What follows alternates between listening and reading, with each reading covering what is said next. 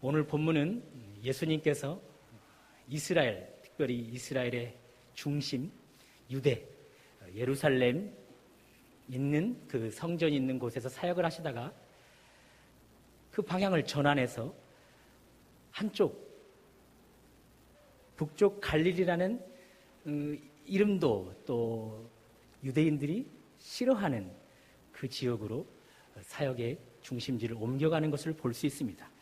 왜 이스라엘 땅의 중심지 사역 속에서 머물지 않고 왜 변두리 사역으로 이 사역의 현장을 옮기시는 걸까요? 그런 부분에 우리가 질문을 해가면서 답을 찾았으면 좋겠고요. 또 특별히 오늘 이제 갈릴리 그 땅에서 주님이 제자들을 선택하는 과정 속에서 여러분과 저에게 주님이 들려주시고자 하는 말씀이 있을 것 같습니다. 귀를 기울여 듣는 가운데 오늘도 하나님의 말씀 깨닫고 그 말씀 붙잡고 돌아가는 이 시간 되기를 주님의 이름으로 축원합니다. 오늘 보면 18절을 보시면 갈릴리 해변에 다니시다가 우리 주님이 갈릴리 해변에 도착하셨습니다. 그곳을 걸으시며 다니시고 계십니다. 갈릴리 해변, 이곳은 어떤 곳일까요? 16절에 이 갈릴리 상황을 잘 표현해주고 있는데요. 16절, 흑암에 앉은 백성이다. 그리고 사망의 땅과 그늘에 앉은 자들이다 라고 표현해주고 있습니다. 주님이 친히 찾아가시고 발을 내디뎌 두루 다니시는 그곳 영적 상황은 심각합니다. 이런 심각한 곳에 주님이 찾아가셨습니다. 이유는요, 16절 하반절에서 말씀해주고 있습니다. 그곳에 빛이 빛이었도다. 큰 빛은 주님께서 그 흑암의 땅과 사망의 그늘진 그곳에 큰 빛으로 빛을 비추시기 위해서 그 땅에 찾아가셨습니다.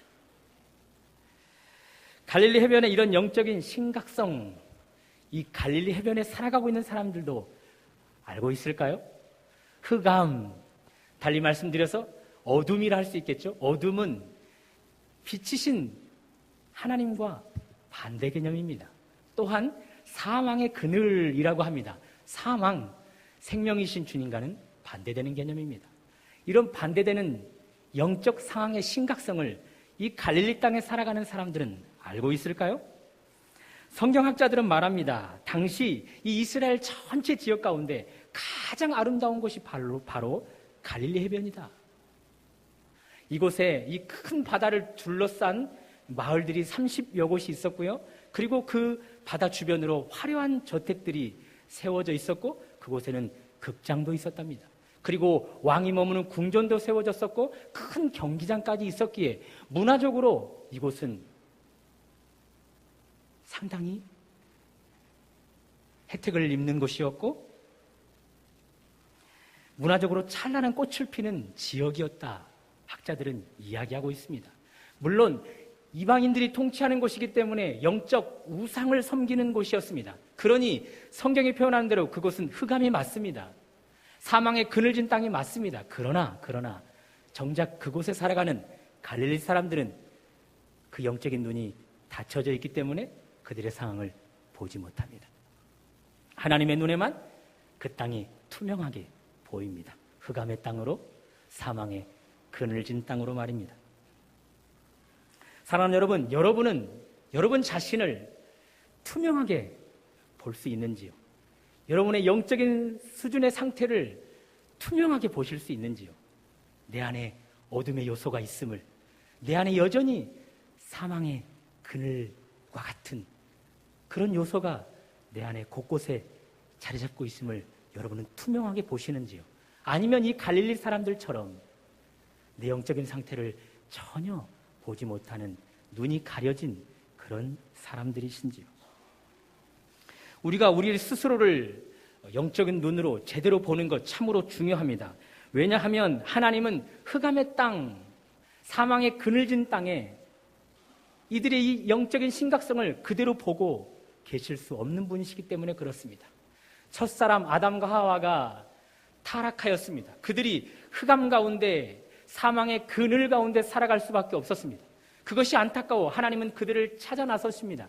아담아, 아담아, 내가 어디 있느냐? 그들을 친히 찾아 나섰던 하나님, 오늘 이 영적인 흑암과 사망의 그늘진 땅에 살아가는 이 갈릴리 땅에 친히 찾아오십니다. 특별히 이사야 선지자를 통해 약속하셨던 그 약속을 성취시키기 위해서 친히 찾아오십니다. 이사야 선지자를 통해서 하나님은 약속하셨습니다. 과거 멸시받았던 이 갈릴리 해변이 장차 영화롭게 될 것이라. 예수 그리스도 참 빛이신 예수님을 보내셔서 그 빛을 그 땅에 비춤으로 말미암아 흑암진 곳을 밝게 비추시고 사망의 그늘진 곳을 밝게 비추시겠다 약속하신 그 약속을 이루시고 계십니다. 그러니 우리 눈이 우리의 영적인 상태를 투명하게 볼 수 있다면, 내 안에 여전히 어둠의 요소가 있고 내 안에 여전히 사망의 그늘진 요소가 있는 것을 정확하게 볼 수 있다면, 그것을 인지하고 하나님 앞에서 하나님 참 빛이 내게 있어, 그 빛이 내게 비추어져서 내 안에 어둠의 요소가, 내 안에 사망의 그늘진 요소가 사라지기를 원합니다라고 간절히 하나님을 찾는다면, 우리 하나님은 큰 빛이신 예수님을 우리에게 보내셔서 우리의 그 어두움을 밝혀주시기 때문에 그렇습니다.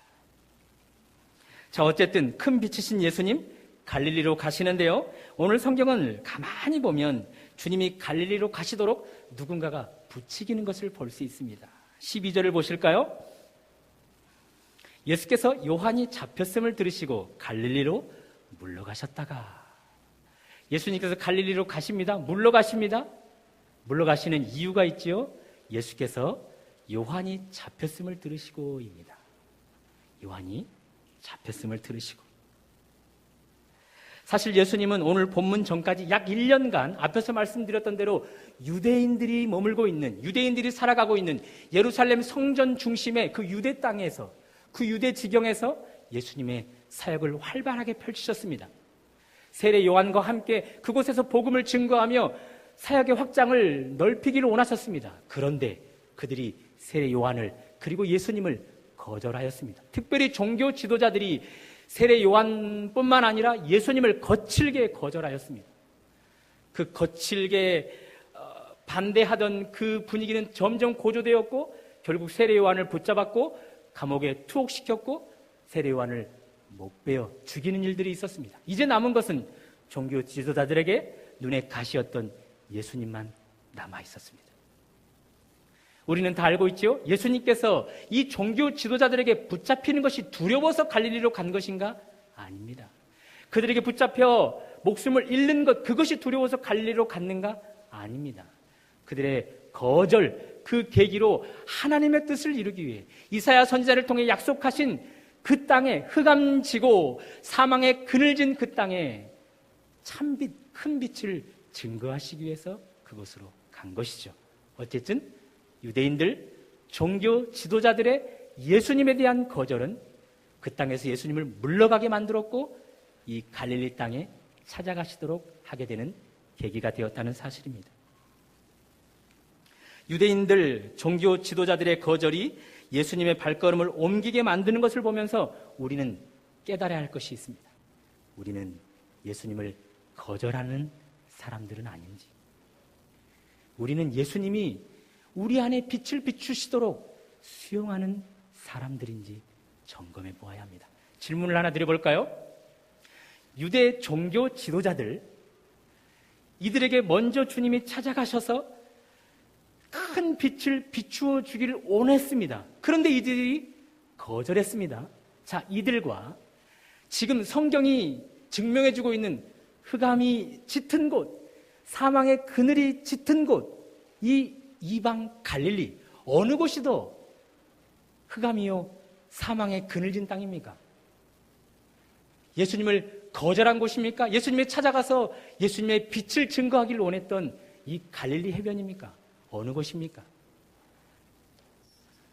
예수님을 거절했던 종교 지도자들이 더 흑암의 상태에, 사망의 그늘진 상태에 놓여 있는 것처럼 보여집니다. 그러나 더 정확하게 말씀드리면 두 곳 다 흑암이요 사망의 그늘진 땅입니다. 그곳에 빛이신 예수님은 찾아가셔서 그들에게 빛을 비추기를 원하셨죠. 그러나 한쪽은 거절하였습니다. 머물지 않고 주님은 그들에게서 돌이키시사 정말 빛이 필요한 그곳에 가십니다. 그렇다면 여러분은 큰 빛이신 예수님이 절대적으로 필요한 분들이십니까? 주님을 믿었지만 그 빛이 내 안에 머물고 계셨지만 여전히 내 모든 부분이 그 빛으로 밝혀지기보다는 한쪽 구석은 여전히 어둠의 상태로 머물러 있는 그런 사람들은 아니신지요? 주님이 빛을 비춰주시지 않으면 여전히 그 어두움이 빛으로 밝혀질 수 없는 그런 존재들은 아니신지요? 또 말로나 행동으로 사람을 상처를 입히는 일들이 얼마나 많이 있습니까? 우리의 독설로 사람을 죽이는 일들을 우리는 얼마나 잘합니까? 그러니 여전히 우리 안에 사망의 그늘진 모습들이 있는 것이지요. 여러분들은 내 안에 여전히 사망의 그늘진 곳이 있음을 자각하고 계십니까?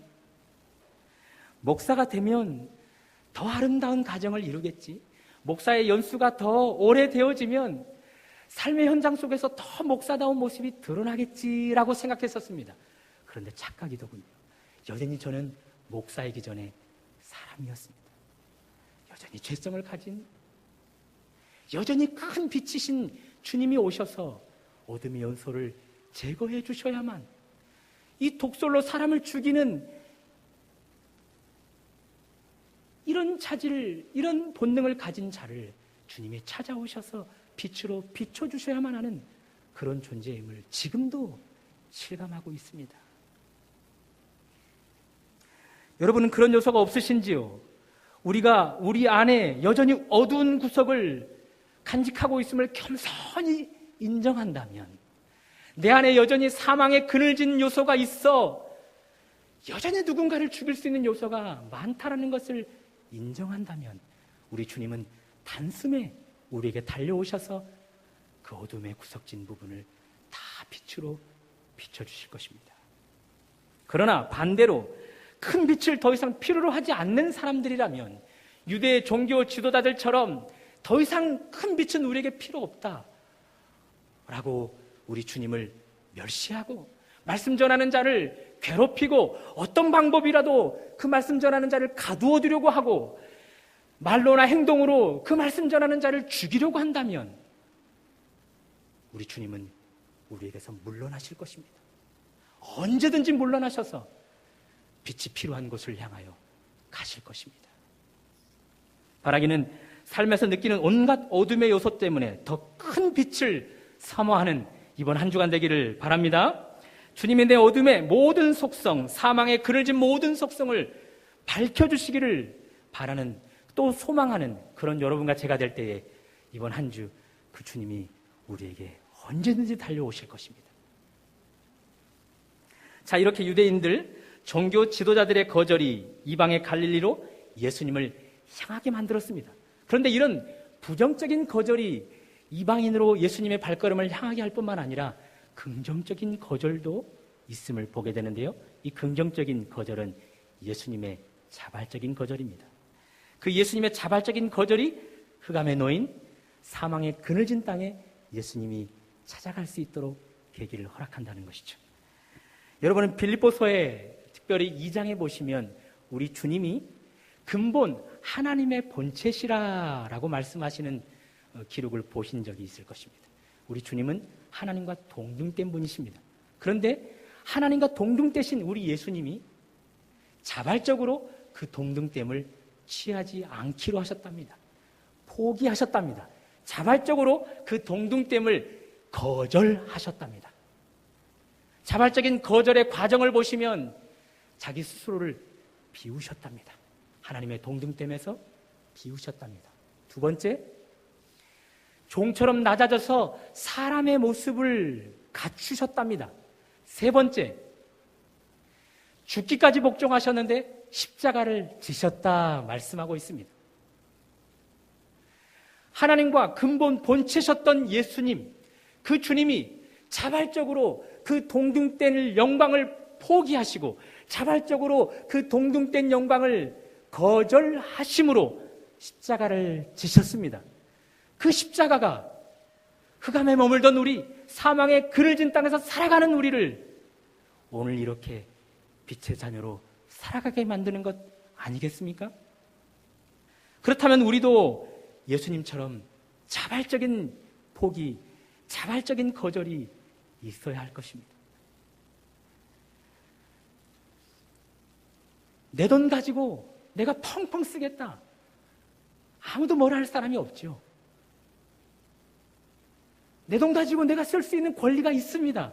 그러나 그 권리를 자발적으로 포기하고 자발적으로 거절한다면 얼마나 좋을까요? 자발적으로 포기하고 자발적으로 거절해서 나를 위해서 사용하는 것보다 그것을 사람을 살리는 일에 사용하면 얼마나 주님이 좋아하실까요? 특별히 2월 달에 탄자니아 단기 선교팀이 선교를 떠나기 위해서 잘 준비하고 있습니다. 나를 위해서 마음껏 쓸 수 있는 돈이지만 자발적으로 포기하고 거절하여서 여전히 흑암 가운데 그늘진 땅에 살아가는 그들을 위해 그 돈을 사용한다면 우리 주님이 얼마나 기뻐하실까요? 또 교회적으로 따뜻한 봄 3월이 되면 빌립 전도대가 전도 활동을 하기 시작합니다. 믿지 않은 사람들을 찾아가서 예수님 믿으세요라고 복음을 증거하는 일들이 있습니다. 또 여름이면 국내 농어촌 단기 선교로 또 국외 2차 해외 단기 선교를 출발하게 됩니다. 내 시간, 내 에너지, 나를 위해서 사용할 수 있지만 자발적으로 포기하시고 자발적으로 거절하셔서 복음을 증거하는 일에, 생명을 살리는 일에 내 에너지와 내 시간을 드린다면 얼마나 주님이 기뻐하실까요? 에너지 부족 국가입니다. 물 부족 국가입니다. 내 돈 내고 내가 목욕탕 가서 내 마음대로 물을 사용하겠다 하는데 왜 이래라 저래라 하느냐, 그렇게 말할 수 있습니다. 이 추운 날, 오늘이 가장 춥다고 하는데 내가 내 돈 내고 가스비를 지출하겠다는데 왜 이래라 저래라 하느냐, 충분히 그런 말 할 수 있지만 내가 사용할 수 있는 것 자발적으로 거절하시고 포기하셔서 그것 아껴 나보다 더 추운 사람들에게 나누어 줄 수 있다면 얼마나 그 모습이 주님을 닮은 모습이겠습니까? 이상한 취미가 생겼습니다. 이면지를 보면 기분이 좋습니다.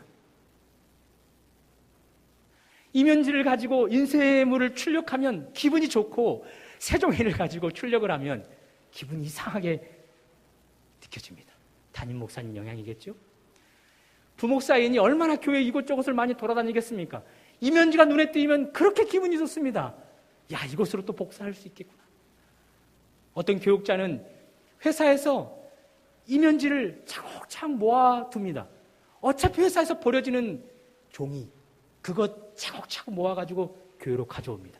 교회로 가져오면 교육자실에서 유용하게 쓰일 수 있기 때문에 말입니다. 주님은 우리에게 보여주셨습니다. 하나님과 동등된 그 영광을 마음껏 취할 수 있었는데 자발적으로 포기하셔서 흑암에 사는 여러분과 저를 위해, 사망의 그늘진 땅에서 살아가는 여러분과 저를 위해 자발적으로 거절하셔서 우리에게 빛을 비춰주셨습니다. 이제 우리 차례입니다. 주님처럼 내가 누릴 수 있는 그 모든 것들 자발적으로 포기하고 자발적으로 거절하셔서 여전히 흑암 가운데 사망의 그늘진 땅에 빛을 비추게 하는 그런 도구로 여러분과 제가 쓰임받기를 주님의 이름으로 축원합니다. 주님은 이렇게 흑암과 사망의 그늘진 땅에 찾아오셨습니다. 그 땅에 발을 디디고 사람을 찾아다니기 시작했습니다. 불꽃 같은 눈동자로 그들을 친히 보고 계셨습니다. 18절을 보시면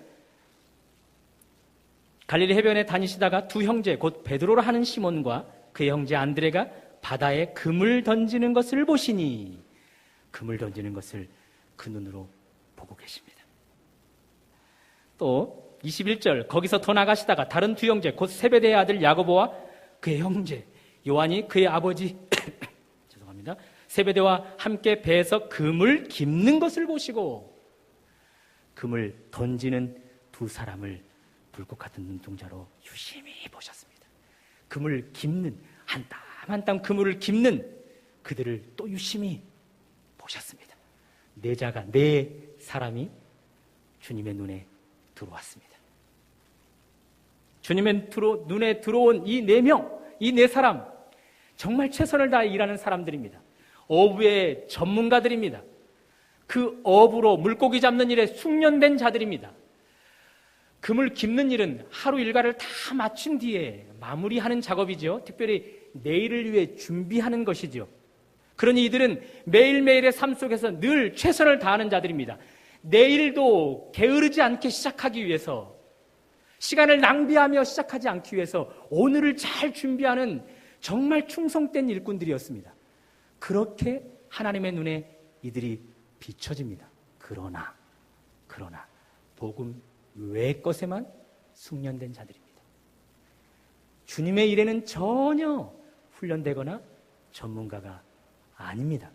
그런데 그들을 주님은 선택하십니다. 주님이 우리를 선택하시기 전, 우리를 자녀 삼아주시기 전, 여러분은 어떤 일에 숙련되어 있었습니까? 어떤 일의 전문가였습니까? 아마 각자 위치에서 최선을 다하는 일로 전문가 소리를 들었을 것이고, 숙련된 그런 기술을 가지고 여러 가지 결과물을 내놓는 사람들이었을 것입니다. 주님의 눈에도 여러분이 그렇게 비춰졌을 것입니다. 그러나 우리의 그 어떤 모습도 주님을 만나기 전 그 모습은 복음 외의 것에만 전문가였습니다. 복음 외의 것에만 숙련되어 있었습니다. 감히 누가 주님을 만나기 전 예수님의 일을 열매 맺을 수 있을까요? 감히 누가 주님의 선택을 받기 전 영적인 일의 전문가로 준비되어 있을 수 있을까요? 우리는 주님을 만나기 전, 교회를 다니기 전 직분이 무엇인지도, 교회가 무엇인지도 모르는 사람들이었습니다. 교회 가서 가만히 예배드리는 일, 그것 헛된 일이라 여겼던 사람들이었습니다. 교회 가서 아까운 돈을 헌금으로 드리는 일, 그 일을 한심스러워하는 사람들이었습니다.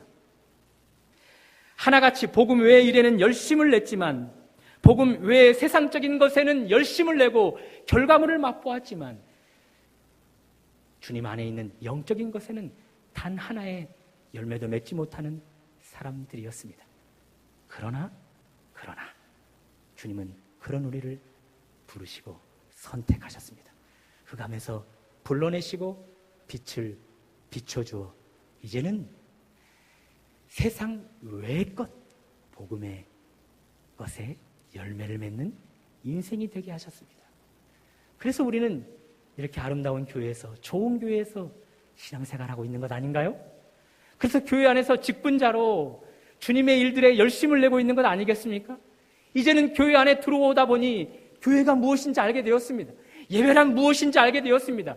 헌금을 왜 드려야 되는지 알게 되었습니다. 정직한 예물을 드려야 되는 그런 옳음도 알게 되었습니다. 또한 교회 안에서만 거룩한 신자가 아니라 세상 밖에서도 거룩한 신자로, 성도로 살아가야 함을 우리는 잘 알고 있습니다. 특별히 이제는 믿는 자녀로서 과거에 내가 맺었던 세상적인 것의 열매가 아닌 이제는 영적인 열매를 맺어야 하는 존재임을 우리는 너무나 잘 알고 있습니다. 그렇다면 묻겠습니다. 여러분은 이제 세상 것 외에 복음 그것의 열매를 맺고 계십니까?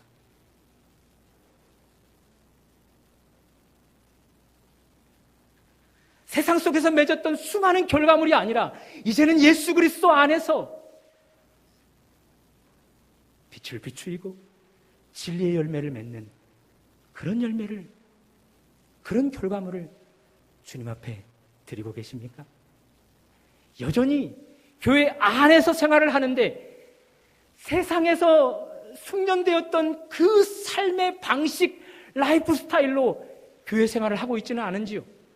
거룩한 직분을 우리 주님이 우리에게 허락해 주셨는데 그 직분을 세상의 지위처럼 여겨서 교회 안에서까지도 그 지위로 군림하려고 하는 자세로 나아가고 있지는 않는지요? 주님을 만난 경험, 신비적인 체험, 오래된 신앙 연수, 이것이 오히려 세상 사람들처럼 자랑거리가 되고 있지는 않는지요?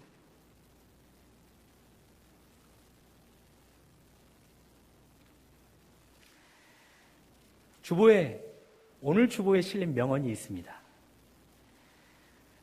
하나님이 우리를 위로하시는 것은 우리를 기분 좋게 하시려는 것이 아니라 우리를 위로자로 만드시려는 것이라. 하나님이 흑암에서 우리를 건져내시고 사망의 그늘진 곳에 빛을 비추어 빛의 자녀 삼으신 것은 우리를 기분 좋게 하려고 함이 아닙니다. 그것으로 만족한 삶 살아가도록 하기 위함도 아닙니다. 우리에게 영적인 열매, 그것을 맺는 자로 살아가게 하려 함입니다. 여러분은 어떻게 생각하시는지요? 우리 주님이 가장 편하게 하실 수 있는 일들이 무엇일까요? 우리 주님이 가장 마음 편하게 행하실 수 있는 일이 어떤 것일까요? 근본 하나님의 본체이신 우리 주님은 근본 하나님의 본체로 머물러 계시는 것이죠. 그것이 가장 익숙하고 그것이 가장 편안하고 그것이 주님께 가장 합당해 보입니다. 그렇다면 그 주님에게 가장 불편해 보이는 것은 어떤 것일까요? 가장 어려운 행동이 있다면 무엇일까요? 물론 우리 주님은 전능하신 분이기 때문에 못하는 것이 불가능한 일이 없으신 분이십니다. 그러나 그런 분임에도 불구하고 그분께 불편한 것이 있다면 무엇일까요? 하나님의 그 영광된 본체에서 나를 비워내는 것이죠. 종의 형체를 가지시는 것이죠. 십자가에 죽기까지 하시는 것이죠. 여러분과 저를 구원하기 위해서 말입니다. 그러나 그 주님은 그 불편한 일을 여러분과 저를 위해 자발적으로 포기하고 거절하셨습니다. 벌써 새해 첫 달이 끝을 향해 달려가고 있습니다. 어떤 목표를 가지고 무엇을 이루기 위해서 살아가고 계십니까? 그 목표 중에 이제는 세상의 열매가 아닌 영적인 열매를 추가시키면 어떨까요? 세상의 일은 조금 바보스러워지고 조금 어수룩하게 일을 한다 할지라도 괜찮게 여기시고 이제는 전혀 열매 맺지 못했던 영적인 일에 조금 더 숙련이 되고 조금 더 전문가가 되어진다면 우리 주님이 얼마나 기뻐하실까요? 바라기는 가장 합당한 일에 계셨던 주님이 가장 불편한 일로 우리에게 찾아오셔서 우리를 변화시켜 주신 주님 앞에 이제는 세상적인 것 외에 복음의 것에 풍성한 열매로 맺어드리는 그런 여러분과 제가 되기를 주님의 이름으로 축원합니다. 이렇게 예수님은 흑암의 땅에 그늘진 땅에 오셨습니다. 그리고 그곳에서 사람을 찾기 위해 그들을 불꽃 같은 눈동자로 보셨습니다.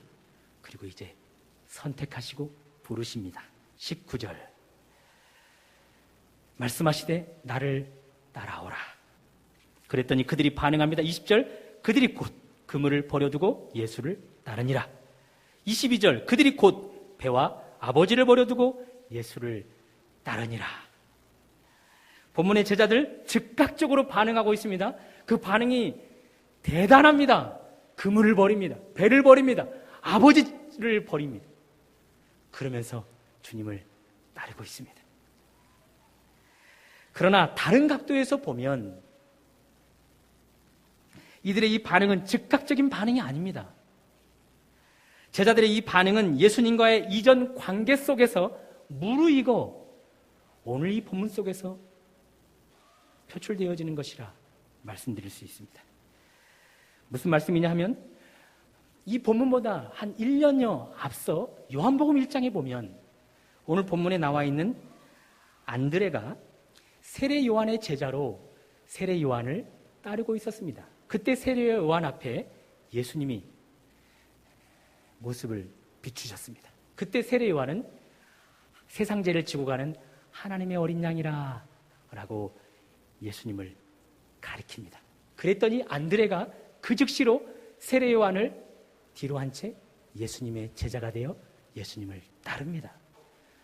뿐만 아니라 그 안드레는 그의 형제 시몬, 오늘 본문의 베드로를 데리고 예수님께 나아갑니다. 함께 제자로 나아가기 위해서 말입니다.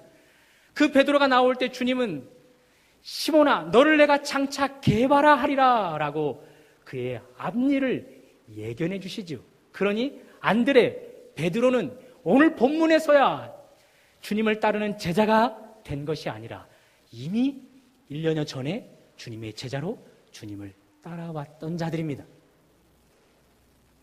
또 학자들은 이야기합니다. 안드레, 베드로, 그리고 오늘 본문에 등장하는 사도 요한, 이 요한은 요한복음 2장에 보면 가나 혼인잔치가 있을 때 그곳에 예수님과 함께 초청을 받아 함께 갑니다. 그곳에서 예수님을 수발드는 제자들로 함께 참석합니다. 그리고 물이 포도주가 되는 큰 이적 사건을 체험하죠. 그 이적으로 말미암아 주님을 더 깊이 믿는 자들이 됩니다. 종합해 보면 이미 오늘 본문에 앞서 이 제자들은 주님의 제자였습니다. 주님과 꽤 오랜 시간 관계를 맺어왔고 주님을 더 깊이 믿었고 주님의 제자로 살아왔던 자들입니다. 그런 이 제자들이 오늘 왜 이방의 갈릴리에 가서 어부 생활을 하고 있을까요? 왜 제자의 삶을 포기한 채 왜 어부일로 살아가고 있을까요? 성경은 침묵하고 있습니다. 그러나 중요한 사실은 오늘 이 성경에서 말씀해 주는 대로 내 제자가 즉각적인 반응을 했는데 이 반응은 앞선 예수님과의 관계 속에서 주님을 더 깊이 믿게 되고 더 깊이 알게 되었을 때 결국 이런 반응을 하게 되었다는 사실입니다. 주님을 이해한 만큼, 주님을 믿은 만큼, 그리고 주님을 아는 만큼 이런 반응을 하고 있습니다. 여러분 혹시 속이 좀 편해지지 않습니까?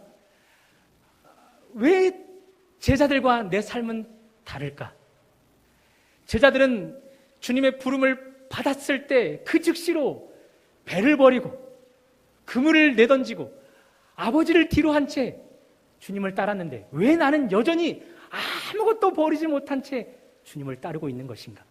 왜 나는 아무런 손해도 없이 주님을 따르는 것인가? 그러면서 열등감이 있지 않았습니까? 그런데 오늘 본문에서 이제야 우리는 알게 됩니다. 그렇구나. 이 제자들 주님의 선택을 받자마자, 주님의 부름을 받자마자 이런 놀라운 반응을 한 것이 아니구나. 주님을 따르다가 주님에 대한 알미 커졌을 때, 주님에 대한 믿음이 커졌을 때 비로소 놀라운 믿음의 반응을 한 것이구나. 그러므로 우리도 이제는 자신감을 가질 수 있는 것이죠. 내가 지금은 버리지 못하고 포기하고 희생하지 못하는 것이 많지만 나도 제자들처럼 주님에 대한 알미 커질 때, 주님에 대한 믿음이 커질 때, 주님과의 관계 속에서 내 신앙이 더 깊어지면 나도 제자들처럼 이런 멋진 반응을 할 수 있겠구나. 도전이 있지 않습니까? 그렇다면 어떻게 주님을 알아갈 수 있을까요? 주님은 말씀하십니다. 나를 따라오라. 주님을 따르는 것, 그것으로 주님을 알아갈 수 있는 것이죠. 주님을 따르면 주님을 알게 됩니다. 여러분 한 주간 주님을 따르실 수 있기를 바랍니다. 주님을 따라 주님을 더 깊이 알 수 있기를 바랍니다. 그렇다면 여러분 어떤 주님을 따르시겠습니까? 흑암과 사망의 그늘 아래 살아가던 우리를 위해 하나님과 영광된 자리를 자발적으로 포기하셨던 그 주님을 뒤따라야 하는 것이죠. 가장 편했던 그 영광의 자리에서 가장 불편하신 십자가의 자리로 내려오셨던 주님, 그 주님을 우리가 따라야 하는 것이죠. 그 주님을 따르는 사람들은 한 주간 살아갈 때 내가 취할 수 있는 영광, 내 것으로만 여기지 않고 이제는 자발적으로 포기할 것입니다. 자발적으로 거절할 것입니다. 그런 따름으로 주님에 대한 알미 더 커지면 우리도 제자들처럼 더 큰 것으로 주님 앞에 반응하게 될 것입니다. 뿐만 아니라 우리는 과거 주님 외의 것에만, 영적인 것에만, 영적인 것 외에 세상적인 것에만 열매를 맺던 자들이었습니다. 그런 우리를 이제는 세상적인 것 외에 영적인 것에만 열매 맺도록 주님이 우리를 변화시켜 주셨습니다. 우리에게 기분이 좋으라고? 아닙니다. 세상적인 것에 열매 맺었던 자가 이제 영적인 것까지 열매 맺어 더 이 땅에서 누리는 삶을 살아라? 그것도 아닙니다. 이제는 과거 그렇게 잘하던 일, 그렇게 잘하던 세상 일, 이제는 그 일에 바보가 되어지더라도 과거 못했던 영적인 일에는 조금씩 전문가가 되어가라고 우리를 바꾸어 놓으셨습니다. 로마서에 있는 말씀처럼 선한 데는 지혜롭고 악한 데는 밀어놔라, 그 말씀을 실천하도록 말입니다. 사랑하는 여러분, 한 주간 그 주님을 따르시되 부자가 되어 돈을 쌓고 축적하고 나만을 위해 사용하는 일에는 이제는 조금씩 밀어내 주실 수 있기를 바랍니다. 이제는 그 돈으로 사람을 살리는 일에, 영혼을 구원하는 일에, 흑암과 사망의 그늘진 땅에 있는 사람들에게 빛을 조명받게 해주는 일에 여러분들이 지혜로워질 수 있기를 바랍니다. 교회 안에서 직분을 받아서 그 직분으로 고개가 뻣뻣해지고 목이 고다지는 그런 일에는 참으로 밀어내지고, 그 직분을 가지고 낮아져서 우리 주님처럼 가장 낮은 곳에서 섬기는 그 일에는 지혜로워질 수 있는 여러분과 제가 되기를 바랍니다.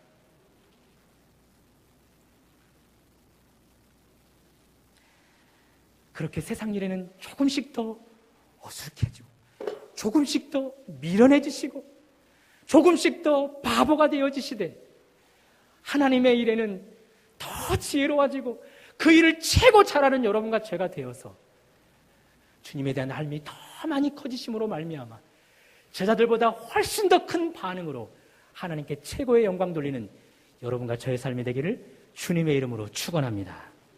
함께 기도하시겠습니다. 하나님, 오늘도 우리에게 귀한 말씀을 주셔서 감사합니다. 이제 말씀 붙잡고 삶으로 이 말씀을 녹아내려 삶 속에서 성취하기를 원합니다. 함께하여 주옵소서. 예수님 이름으로 기도드립니다.